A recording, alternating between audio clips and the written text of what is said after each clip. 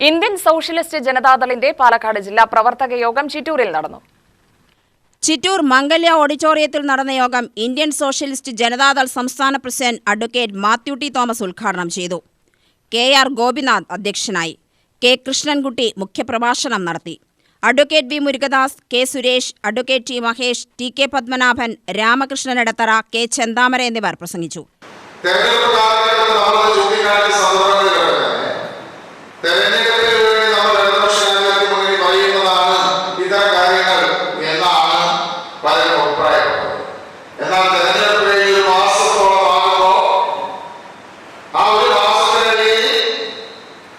ഇന്നത്തെ മുഖ്യമന്ത്രിയും പഴയ പ്രതിപക്ഷ നേതാവുമായിട്ടുള്ള തെരഞ്ഞെടുപ്പിന് ശേഷവും മുഖ്യമന്ത്രിയായതിനു ശേഷവും നടപ്പിലാക്കിയ പ്രവർത്തനങ്ങളെടുത്ത് പരിശോധിച്ച് നോക്കിയാൽ നമുക്ക് കാണാൻ കഴിയും.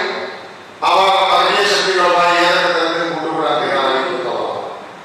ഇവിടെ ബഹുമാനപ്പെട്ട സംസ്ഥാന അധ്യക്ഷൻ സൂചിപ്പിച്ചതുപോലെ മന്ത്രിസഭ രൂപീകരണം നടന്ന് വകുപ്പ് വിതരണം നടത്തിയപ്പോൾ സാധാരണഗതിയിൽ വിദ്യാഭ്യാസ വകുപ്പ് പരിപൂർണമായി യു.ഡി.എഫിന്റെ മന്ത്രിസഭയിൽ കൈകാര്യം ചെയ്യുന്ന മുസ്ലിം ലീഗിന് അത് കൊടുത്തില്ല. അത് കോൺഗ്രസ് ഏറ്റെടുത്തു. പൊതുവിദ്യാഭ്യാസം മാത്രം മുസ്ലിം ലീഗിന് കൊടുത്തു എന്നാണ് മുസ്ലിം പറഞ്ഞത്. യു.ടി.വി ന്യൂസ് പാലക്കാട്.